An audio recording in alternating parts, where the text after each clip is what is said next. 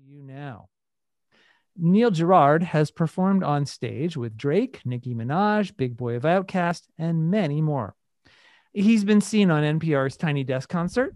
He's been seen on the Late Show with David Letterman and Jim Henson Studios, among countless others.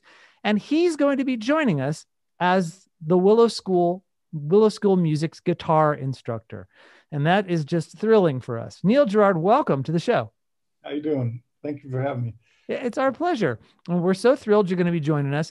And the point of this interview today is not only introduce people who might not know you to you, who are our regular audience, but also to let our people know who are taking lessons at Willow School, who you are and what you do, in case they would like to join. And of course, we can teach anyone anywhere in the world. So if you're watching this and you'd like to study with Neil, we can do that too via Zoom. Neil, why don't we start with talking about how you got started playing the guitar? Sure.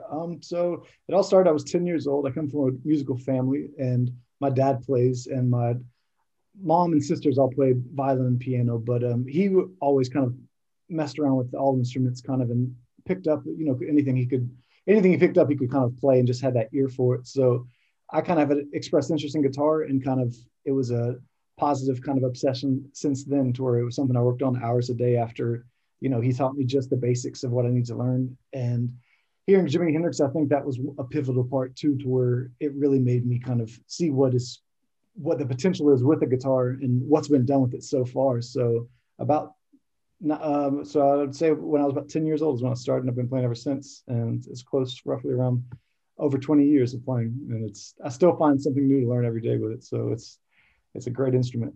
Tell me, what do you love most about playing guitar?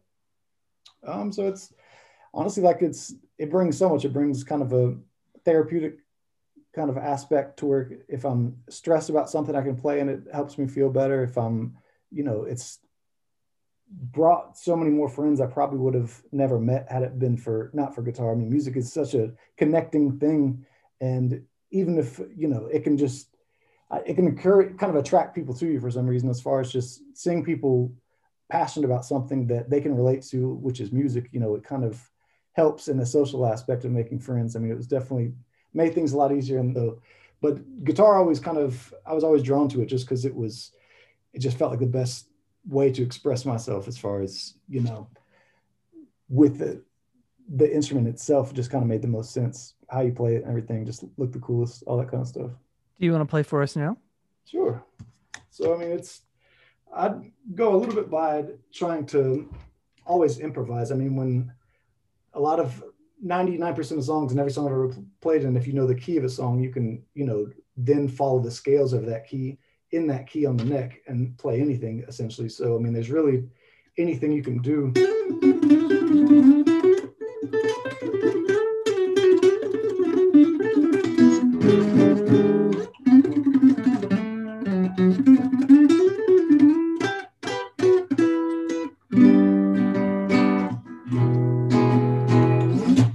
So yes, I mean, it's even all that stuff is improvised, not knowing where you're really going to go next, but it's all just from knowing the scales on the neck. Basically with a scale, I mean, you can't hit a wrong note. So after you learn that and you kind of have it kind of instinctually knowing where everything is, then you can kind of think of how you're going to play that scale differently, because there's only so many notes with guitar, just like in music. I mean, the scales are do, re, mi kind of thing, that kind of thing, but there's endless amount of, kind of ways you can play that in order, anything like that kind of thing. There's no real right or wrong way with guitars, which I like about it too. There's always ways to do better with it. There's always ways to play better and sound better. But as far as, there was a guitarist, I think in the 20s or 30s, Django Reinhardt, he had 2 fingers and he could play faster than most people. So it's something that anybody really can pick up and kind of always find a way to express themselves through it and just have fun with it, honestly. So, I mean, it's, any genre as far as. I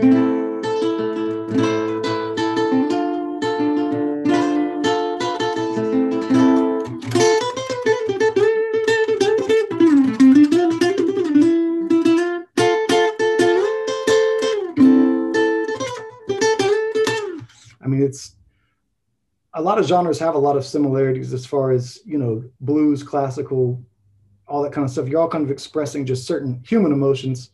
So essentially with the scales, I mean, you can play different genres with scales, but at the same time, the way you play the note in the scale is what kind of makes the genre in a way. So, Can you maybe show us the same music or the same thing and change your approach to show us how either the attack on the strings or maybe like sure, yeah. I mean, it would just be like if you did Old MacDonald or something like so, but if you did, a bluesier version of it, you just put in those notes that make it sound more bluesy, like.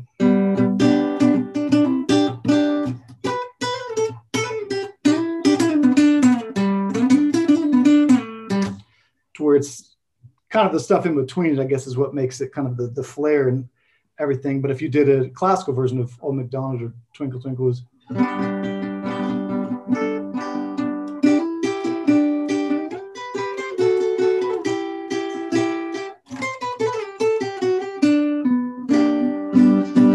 kind of just stuff like that, to where it's the same song, but I mean, I don't know if that's a.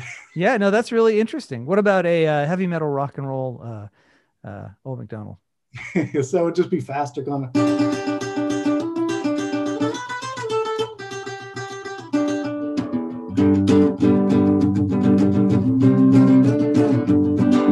Just, I mean, it would be also with an acoustic, like it kind of limits you just because it's acoustic, but having, guitar pedals, having effects, all that kind of stuff can really change the actual tone of the song and of the vibe, pun intended kind of thing. So yeah. That's wonderful.